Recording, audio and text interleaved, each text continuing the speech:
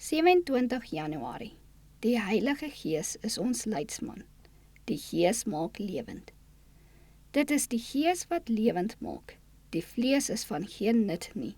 Die woorde wat ek tot julle spreek, is Gees en is lewe. Johannes 6 vers 63.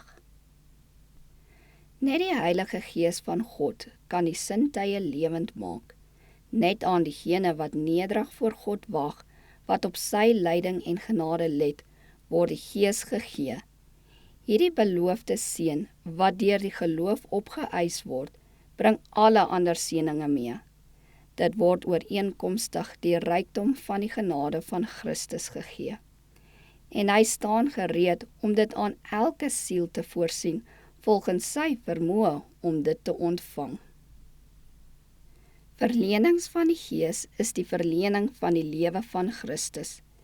Net hulle wat op hierdie wyse deur God geleer word, net hulle wat die innerlike werking van die Gees besit en in wie se lewe Christus se lewe geopenbaar word, kan ware verteenwoordigers van die Heiland wees. God neem mense net soos hulle is, en hy lei hulle vir sy diens op, as hulle gewillig is om hulle aan hom oor te gee. As die Gees van God in die siel ontvang word, gee hy lewe aan al sy kragte.